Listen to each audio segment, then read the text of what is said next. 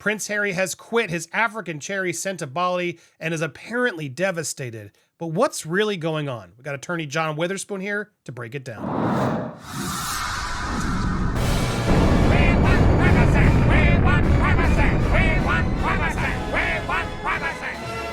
Welcome to Popcorn Palace. I am Andy Signor. So glad to be back with John Witherspoon. How you doing, John? I'm good, Andy. How are you? It's good. It's been too long. Glad to have you here. Glad to help you have you here to make some sense of what's going on with this story, because I know a lot of people have been talking about it, reacting to it, what this actually means. Let's get into it, because obviously this is a big deal for him. This was a foundation that was started by in honor of his mother, right? So the fact that he's now, as I'm framing this, there we go, better. The fact that he's, quit has raised a lot of eyebrows. What's actually happening here? What's the truth behind this? He's claiming it's because of this person, Dr. Sophie, the person sort of in charge of the charity, that there were decisions and things that were happening with the board of trustees, et cetera, that they were just not in agreement with. Prince Harry and Prince Cizo, his partner in this, said, "What's transpired is unthinkable. We are in shock that we have to do this, but we have a continued responsibility to Senegale's beneficiaries. So we'll be sharing all of our concerns with the Charity Commission as to how this came about. We founded Senegale 20 years ago in honor of our mothers. Senegale means forget me not in Sesotho, the local language of Lesotho. Sorry if I'm mispronouncing those.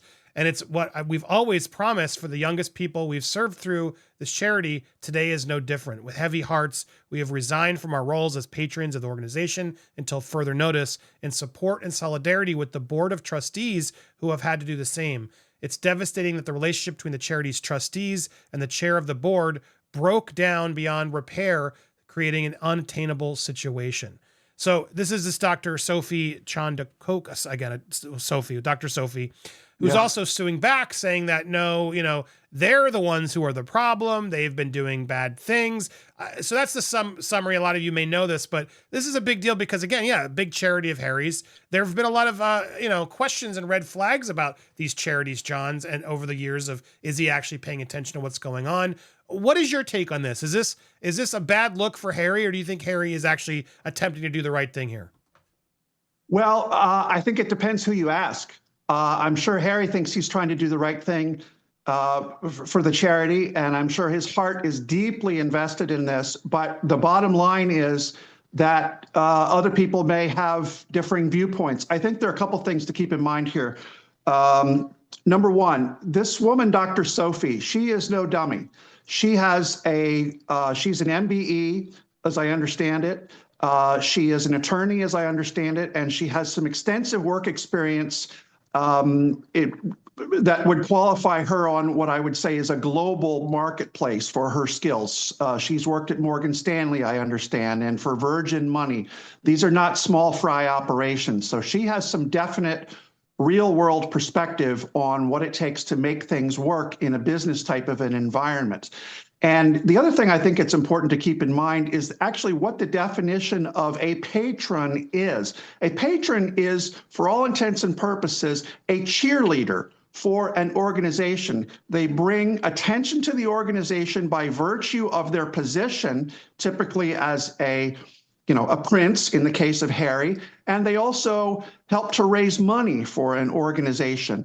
And the money raising in this case, which Prince Harry has been doing, and I'm getting the sense that this is part of the issue here. And again, this is all just allegation and opinion and conjecture, but I'm getting the sense that one of the big sticking points has to do with this charity polo match, which Harry has used for the last couple of years in an attempt to raise money for the organization. Now, the question that comes up is he actually raising any money? Some people have alleged that these polo matches are all well and good and they all feel good. And Harry, of course, loves them because it allows him to sort of tie all of these diverse interests, polo and this charity and his mother and everything else, tie that all up with a bow.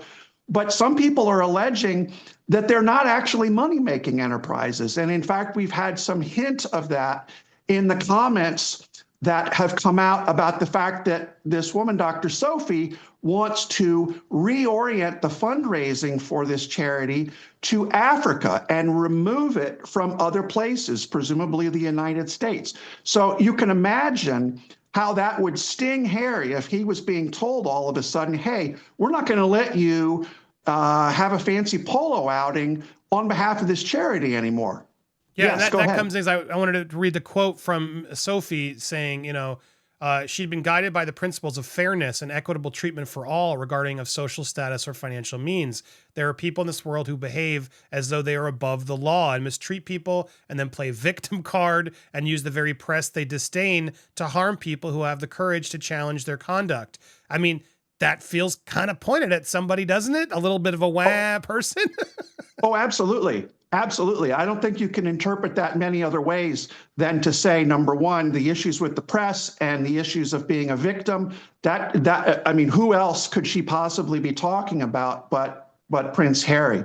So, it's a very interesting dynamic. One thing I'll point out as well is, as far as Harry founding this charity, from what I understand, his name is not on any of the articles of incorporation or the foundation documents. I think what he ultimately did as a founder of this charity was to go out and round up some people who could contribute seed money, who could take seats on the board of directors and help get the thing off the ground. I think that's what's really meant by him founding this. So he doesn't have any fiscal responsibility, as far as I'm aware, doesn't have any fiduciary responsibility, meaning that he's responsible for the coming and going of the money and approving a budget and anything like that. And I suspect, however, this is, again, just conjecture, that he probably is pretty tight with some of these people on the board of directors, and they have gotten accustomed to basically taking orders from him to kind of fulfill his will and fulfill his wishes. And again, this may be one of the big sticking points, if in fact that's true, because the board may be saying, hey, we're tied up with Harry trying to do what he wants us to do. But at the same time, here's this woman who is responsible for the day-to-day operations. And her perspective, I think, is probably, look, we got to get the bills paid here. And we got to actually have some tangible results. And as I mentioned a minute ago, she's the type of person, given her background, who's going to look through all of this, fluff and all these niceties, and she's going to say, look, all this goodwill and all this good feeling and attachment to Harry's mother and everything, that's all well and good, but it doesn't pay the bills at the end of the day, and that doesn't fulfill our core mission. I suspect that's where the sticking. It's almost as if, he's using this for his own gain, which is a vibe we've heard a lot through all the charitable effort that Harry and Archewell do, which is gathering other people's charity money and then donate it in their name to seem more charitable, which is what most people find very hypocritical, which is a plug for our With Hate Meghan. That's addressed in episode 3 coming up, and part 1 and 2 are available on our Patreon. But I want to read this last quote from Dr. Sophie. The story of a woman who dared to blow the whistle about the issues of poor governance, weak executive management, abuse of power, bullying, harassment, misogyny, and the cover-up that ensued. She went on to say that her work with the charity was not a vanity project from which I can resign when I am called to account. Clearly pointed also to Harry. I will continue to faithfully perform my role as chair of the board, and I look forward to the opportunity to work with others who are interested in the issues of health, wealth, and climate resilience for young people in Africa. So it's a fascinating conversation. I'm glad we had it because, he's not really pointing aim at her or saying any specific things or wrongs that she's done, which is very telling to me. He's instead just, it's so bad we had to leave and I'm with the board. But what has Dr. Sophie done that's so wrong is what I'm confused by. She seems to be coming out with more pointed allegations towards Harry and the board for, like you said, wasting resources potentially, or making it about the privilege and the wealth and the power rather than really keeping the focus on the kids in Africa and what they really need.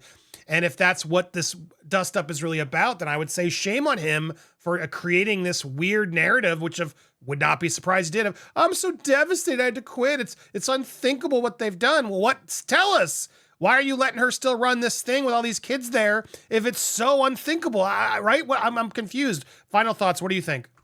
Well, I think you're exactly right. And I'll just make 2 quick points in closing.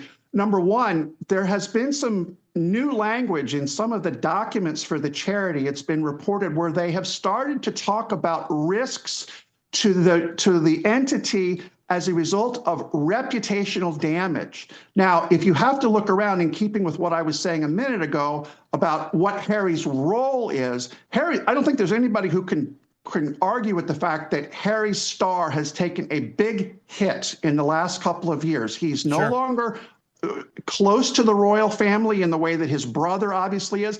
Plus, he's tethered to Meghan Markle, whose reputation is very tenuous in a lot of people's eyes. And I think that the charity has started to take notice of that. And the fact that they print that in some of their materials, apparently, is very, very telling. The other thing is, I'm not sure Harry is sophisticated enough as a thinker and as an individual to understand the difference between what his heart tells him is the right thing, and again, the types of things that, as I said, are going to get the bills paid and is going to actually make a difference. You can talk about, it's such a common thread in everything that Harry and Meghan do. Oh, our emotions and our heart are telling us what to do. But at the same time, you got to have some sense of reality, and you got to have some understanding, as I said, of what's going to get the bills paid and what's going to make the maximum use of all the resources that the charity has to offer. And to not forget me not, to enable these, to make sure these children aren't vulnerable enough and continue to thrive instead of walk out on them, and leave this website still active with his photos all over it and ways to donate. If this was so unthinkable, you would think the first task before doing public press releases to people would be to shut it down and protect the kids. And I don't see any language like that in any of the statements Harry's making. So That's I'm right. confused. What about you guys? Let me know what you think down there. Tell me what you think. We'll keep you posted on this update. Hit the subscribe and the bell if you haven't already. Smash that thumbs up and leave your thoughts down below. But I'm with John on this. It feels like there's a lot more to be told regarding this story, so stay tuned. Thank you guys so much for watching. Hope you guys have a wonderful weekend. We got a lot more coming your way, so stay tuned here on Popcorn Palace.